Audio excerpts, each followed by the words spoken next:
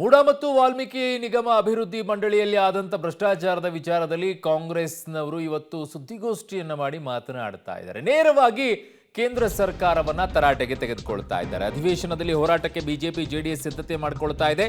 ಈ ಕಡೆಗೆ ಇಡಿ ವಿರುದ್ಧ ಸಚಿವ ಕೃಷ್ಣ ಬೈರೇಗೌಡರು ವಾಗ್ದಾಳಿ ಮಾಡಿದ್ದಾರೆ.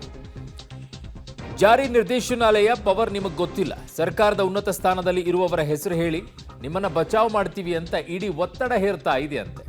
ನನಗೆ ಮಾಹಿತಿ ಸಿಕ್ಕಿದೆ ಅಂತ ಕೃಷ್ಣ ಬೈರೇಗೌಡರು ಹೇಳ್ತಾ ಇದ್ದಾರೆ. ಅರಸು ಟ್ರಕ್ ಟರ್ಮಿನಲ್ನ ತನಿಖೆ ಯಾಕೆ ಮಾಡ್ತಾ ಇಲ್ಲ, ಬೋವಿ ನಿಗಮದ ಹಗರಣದ ಬಗ್ಗೆ ಯಾಕೆ ಇಲ್ಲ ಅಂತ ಪ್ರಶ್ನೆಯನ್ನ ಕೃಷ್ಣ ಬೈರೇಗೌಡರು ಮಾಡ್ತಾ ಇರುವಂತದ್ದು.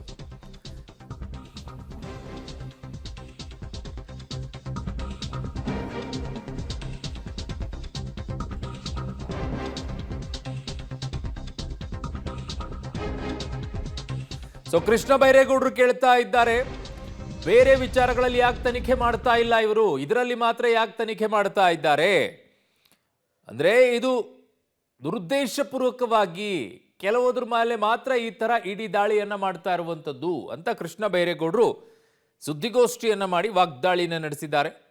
ಸರ್ಕಾರದ ಉನ್ನತ ಸ್ಥಾನದಲ್ಲಿ ಇರುವವರ ಹೆಸರು ಹೇಳಿ ನಿಮ್ಮನ್ನ ಬಚಾವ್ ಮಾಡ್ತೀವಿ ಅಂತ ಇಡಿ ಒತ್ತಡವನ್ನ ಹೇರ್ತಾ ಇದೆಯಂತೆ. ದೇವರಾಜರ್ ಟ್ರಕ್ ಟರ್ಮಿನಲ್ ಅಲ್ಲಿ 46 ಕೋಟಿ ಲೂಟಿ ಆಗಿದೆ. ಬಿಜೆಪಿಯ ಒಬ್ಬ ಎಕ್ಸ್ MLCಗೆ ಎಕ್ಸ್ MP ಕ್ಯಾಂಡಿಡೇಟ್ಗೆ ಅವರ ಅಕೌಂಟ್ಗೆ 3 ಕೋಟಿ ರೂಪಾಯಿ ದುಡ್ಡು ಹೋಗಿದೆ. ಯಾಕೆ ಇಡಿನವರು ಇದನ್ನ ತನಿಖೆ ಮಾಡ್ತಾ ಇಲ್ಲ? 46 ಕೋಟಿ ಅದು is it not proceeds of crime?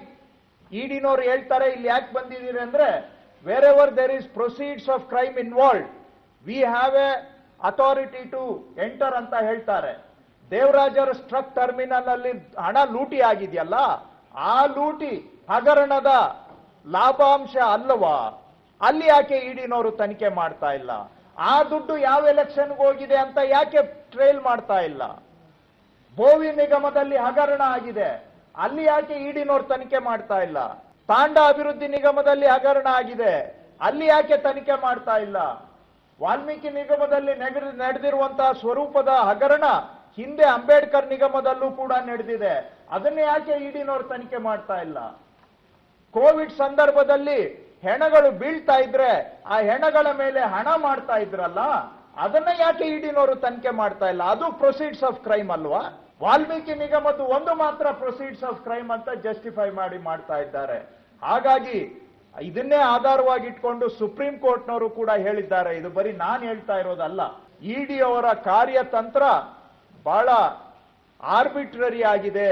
ಅಂದ್ರೆ ಇಷ್ಟ ಬಂದಂಗೆ ಮಾಡ್ತಾ ಇದ್ದಾರೆ, ಜಸ್ಟಿಫಿಕೇಶನ್ ಇಲ್ಲದೆ